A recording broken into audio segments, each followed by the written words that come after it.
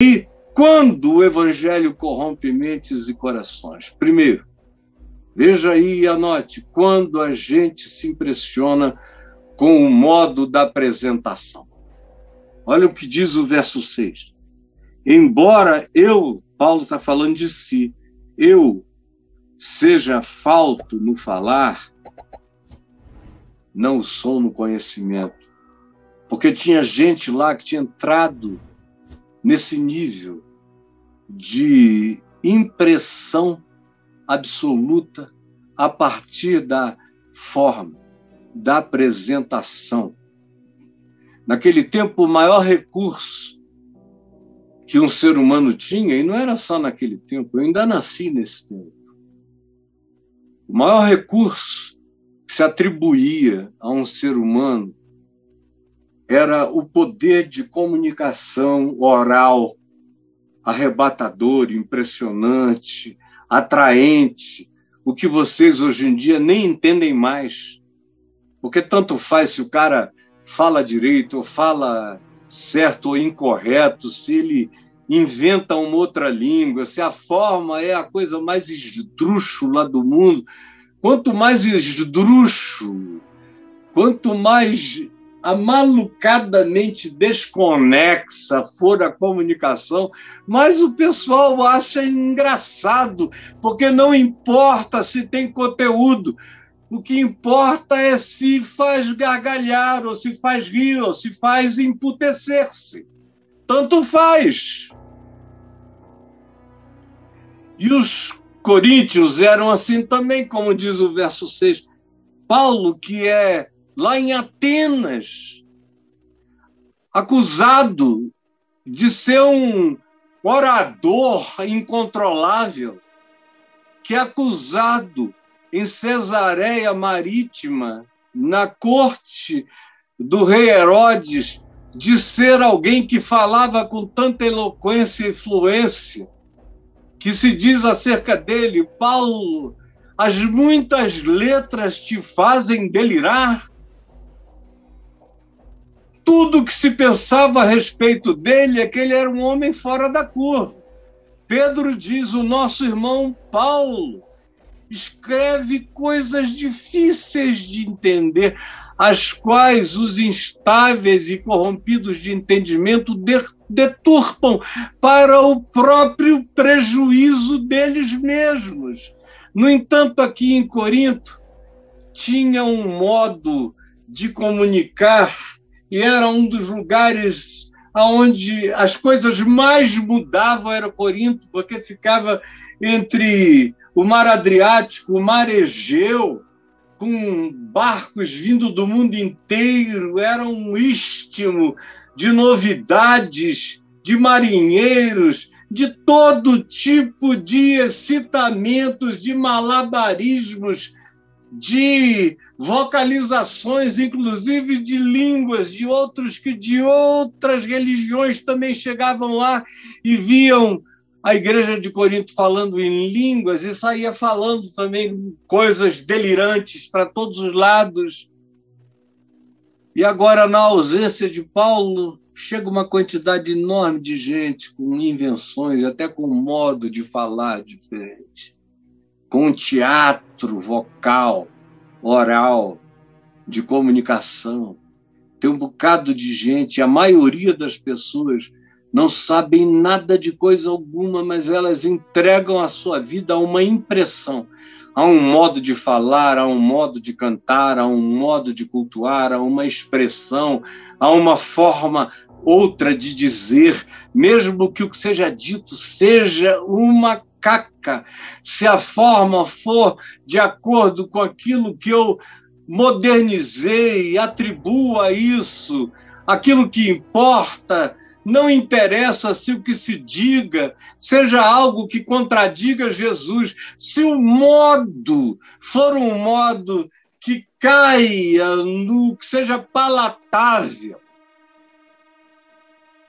culturalmente falando, como lá em Corinto, onde as coisas mudavam o tempo todo, o pessoal se deixa corromper, porque aceita e acolhe o que não é evangelho.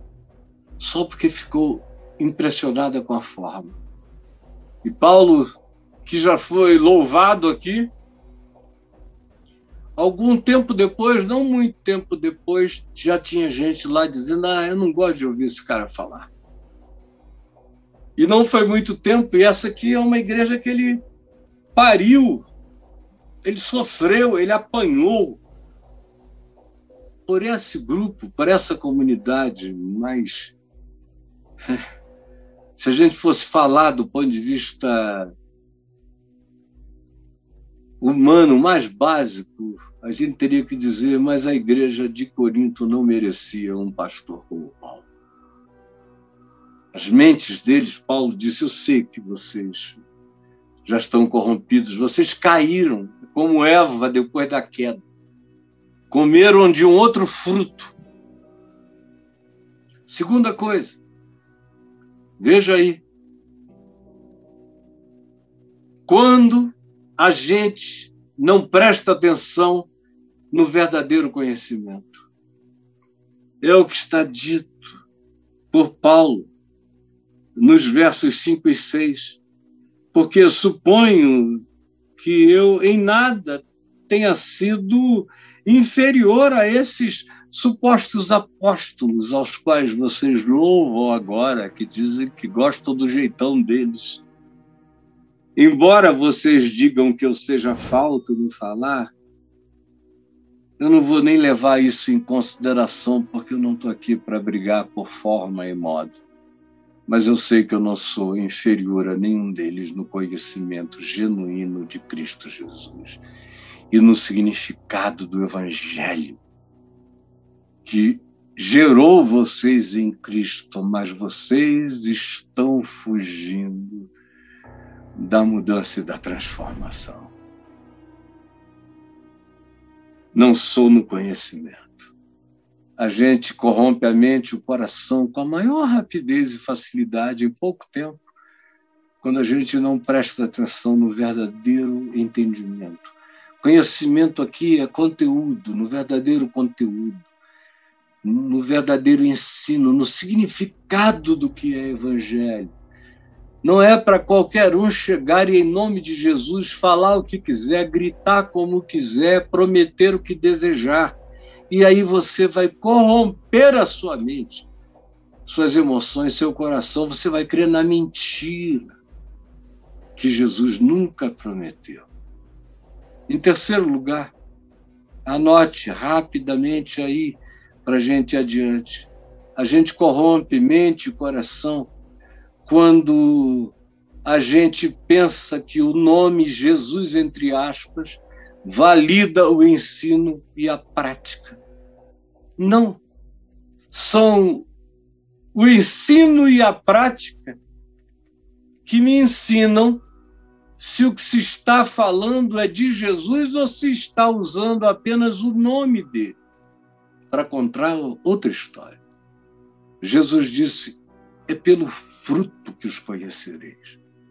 Isso nunca será mudado nem alterado, é o modo de viver, é o modo de tratar, é o modo de entrar, é o modo de sair, é o modo de se relacionar, é a educação de Cristo, é a justiça segundo o Evangelho, que excede a dos escribas, a dos fariseus e até a da Constituição Federal, e nos chama a um amor maior, até mesmo aquela justiça que abre mão do direito para não criar um escândalo maior do que o bem que se possa propiciar. Nossa mente e coração são corrompidos. Anote isso: quando a gente pensa que o nome Jesus é que é a chave do milagre, não é. Nome Jesus, cara, pode ser nome de qualquer um. Jesus não é um nome, Jesus é uma pessoa, é um caráter, é um modo de ser, é um modo de ver, é um modo de tratar, é um modo de se relacionar, é uma agenda bem definida. É o modo de valorizar, de exaltar os humildes, de não se vender por qualquer pretexto de soberba, poder ou autoridade. É ser obediente até a morte ao Pai, ao verdadeiro Evangelho. O verdadeiro Evangelho é Jesus. Guarde aí, meu querido, minha querida. Quando a gente corrompe a mente e coração, quando não discernimos o Evangelho como Jesus e Jesus como Evangelho. Que é o que eu venho dizendo, de certa forma, desde sempre. E é o que eu repito aqui no capítulo 4, na parte C do versículo, quando diz: ou evangelho diferente que não tendes abraçado. A essas pessoas que ensinam um evangelho, que eles dizem que é um novo evangelho, fruto de um novo mover, de uma nova revelação do Espírito, a esses vocês recebem. Mas quem chega e prega o evangelho,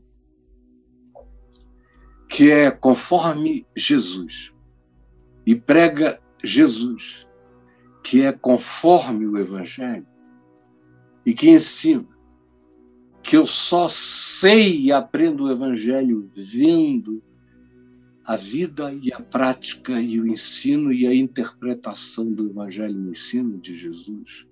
Ou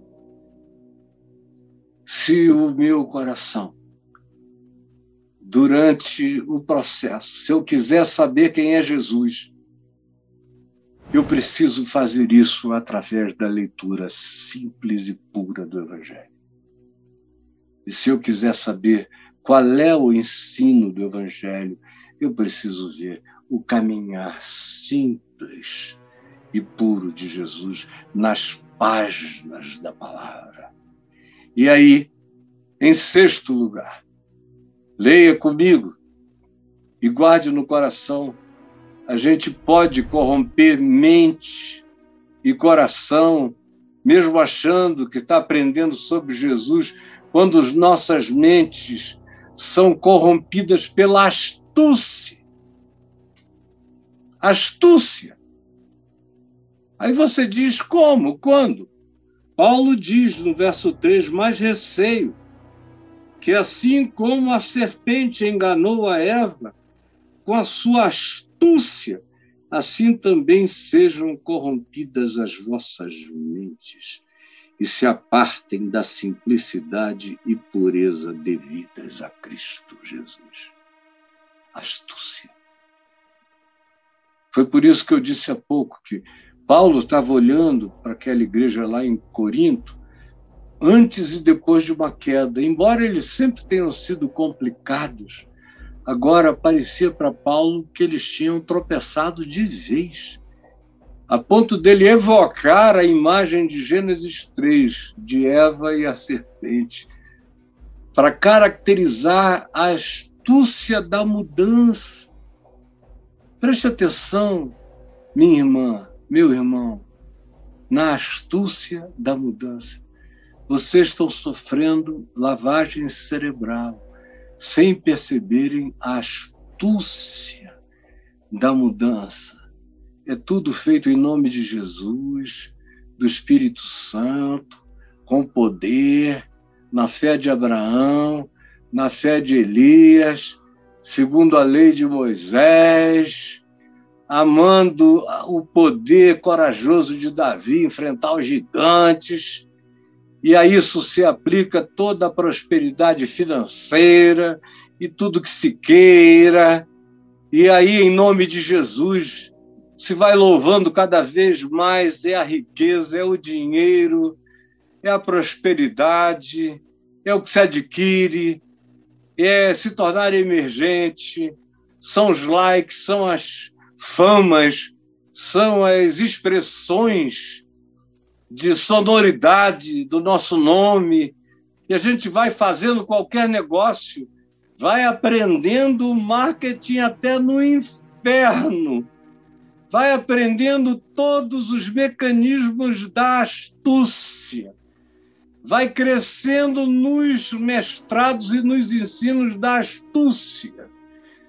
Como tem gente querendo aprender a hipnose, manipulação de massas, porque dizem que com o Espírito Santo não dá para contar enquanto ensinam a mentira, mas aprendendo essas outras formas de poder sobre a mente das massas, sobre hipnose massiva e individual, se pode exercer impressões extraordinariamente emotivas.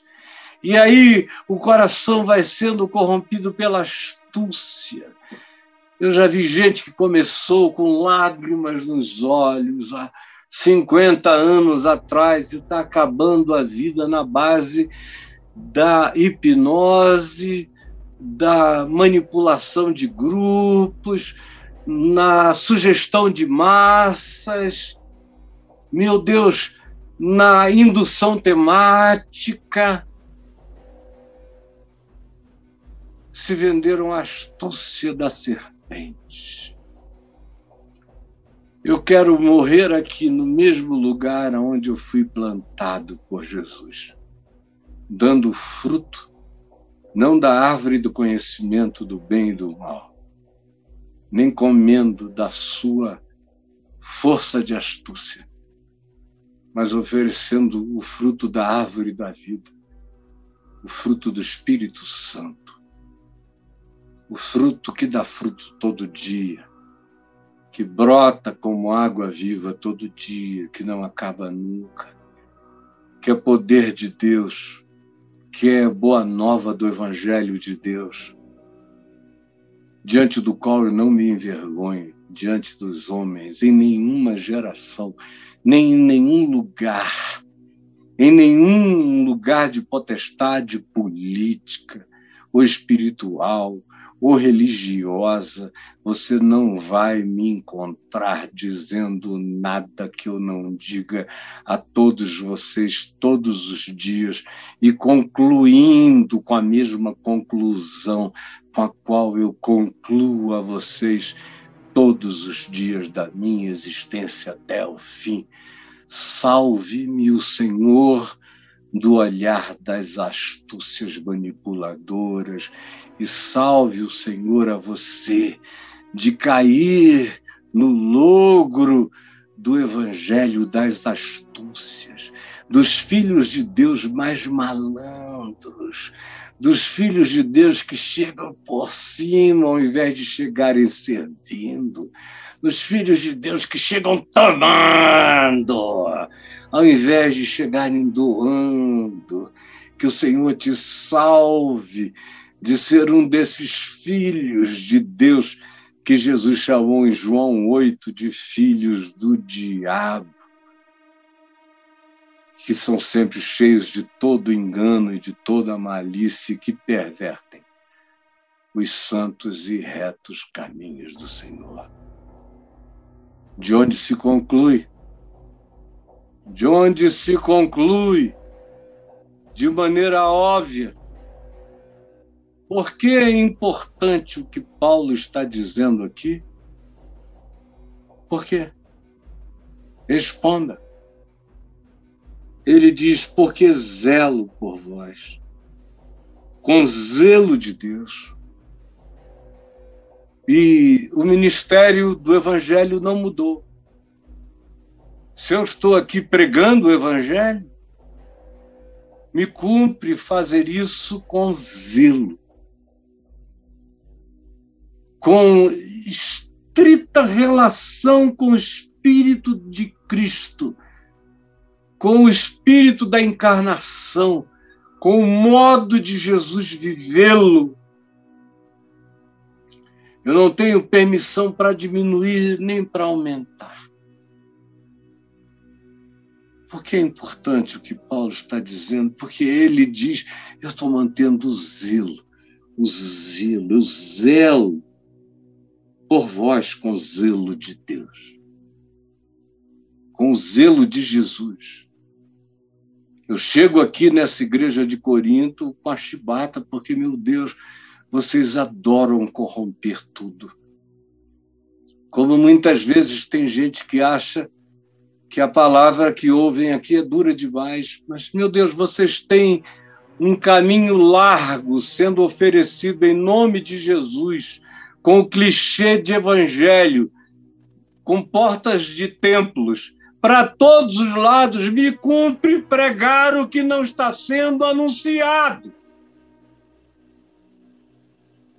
Porque eu zelo por vós com o zelo de Deus, visto que vos tenho preparado para vos apresentar como uma virgem pura a um só esposo, que é Cristo.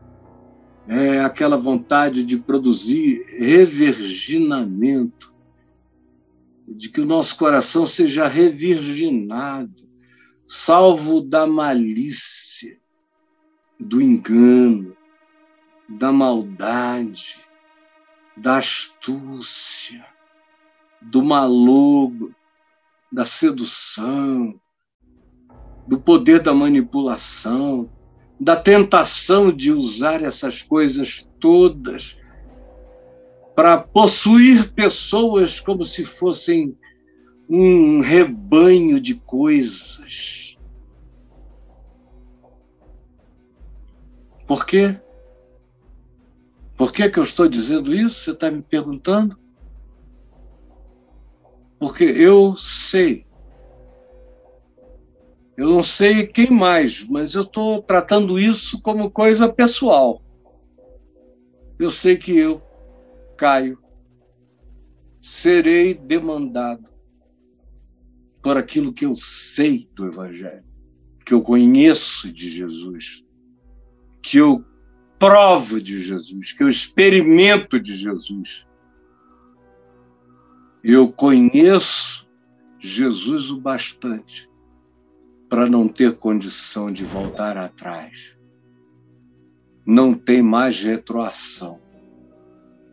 Daqui, já que a gente está no meio de uma Olimpíada, eu só passo o bastão morto para quem quiser continuar pregando a mesma palavra da vida, mas enquanto eu tiver força para correr, eu correrei e eu vou combater o bom combate, vou completar a carreira e vou guardar intacta a graça dessa fé, porque eu zelo por todos os que queiram me ouvir com o zelo de Deus, segundo Jesus, conforme o Evangelho.